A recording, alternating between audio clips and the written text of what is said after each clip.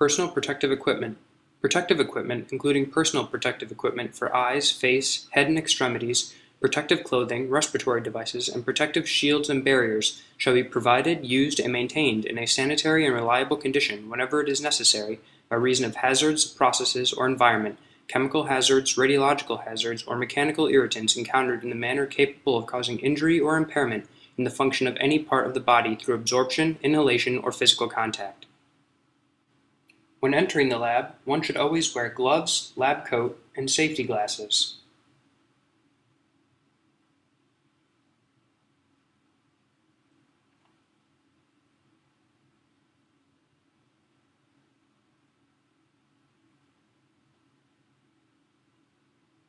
When weighing nanoparticles or other powders, one should also wear a dust mask as secondary protection.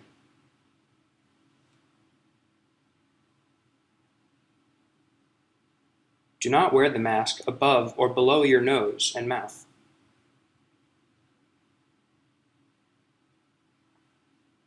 When working with liquid nitrogen, one must wear cryo gloves and a face shield to protect from splashing.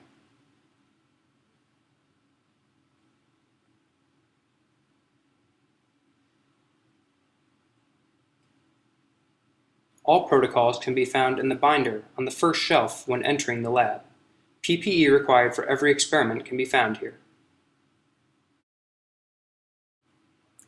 Weighing nanoparticles. While the health risks from exposure to nanoparticles are not well known and will vary depending on the composition of the particles, work practices and engineering control procedures to prevent exposure are well understood.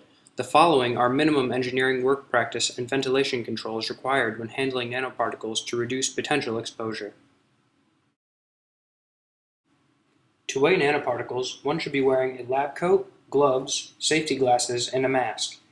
Particles should always be weighed out in a hood with the sash as low as possible.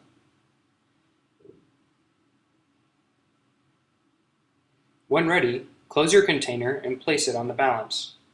Be sure to clean up any powder in the hood or on the balance and dispose of it in the proper waste container when finished. The flow meter on the hood should always be as close to 100% as possible. The sash should never be raised above the clearly marked line on the side of the hood. Any waste generated should be clearly labeled and kept in the satellite accumulation area.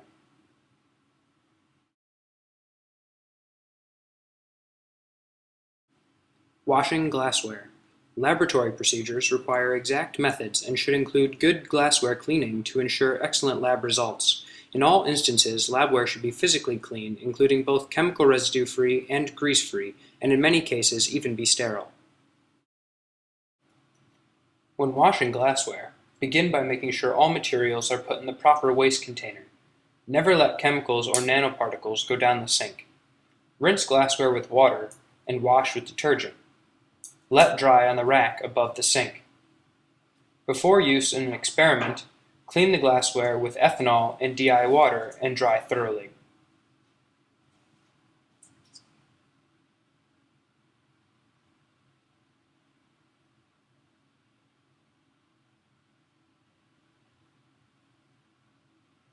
Make sure to wash glassware as soon as you're done using it. Glassware needs to be available for all to use, and some chemicals can damage glassware if left to sit over time.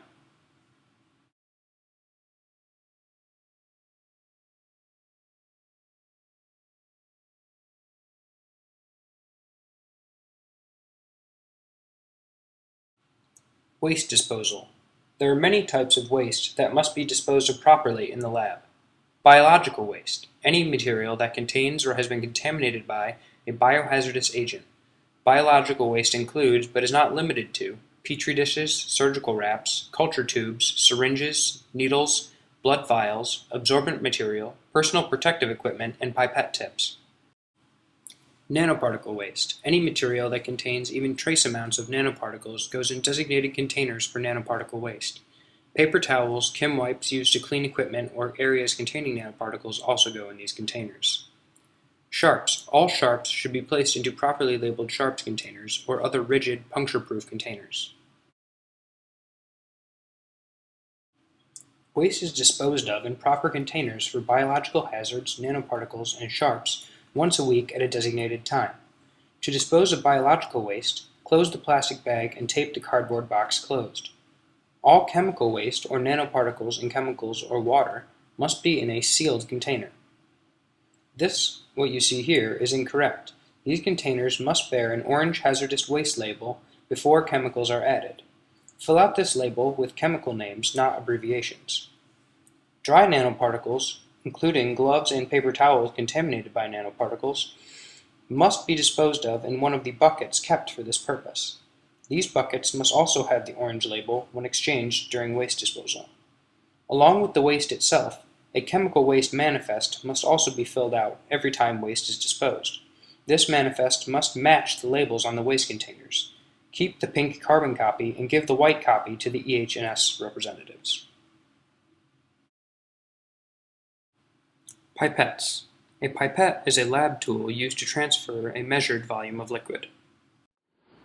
To use a micropipetter, set to the desired volume by turning the knob and reading the number in the window. When adjusted correctly, hold the pipette and pick up a pipette tip. Note that every pipette has a specific range of volume and therefore will only fit in a specific tip size. To pick up liquid, press down the plunger until you feel a stop. Insert the tip into the liquid and slowly release the plunger. To release the liquid, insert the tip into a new container and press the plunger to the first stop. Then continue to press the plunger to the second stop, ejecting any liquid still in the tip. Remove the tip into the proper waste container by pressing the plunger beyond the second stop or by pressing a release button, depending on the pipette.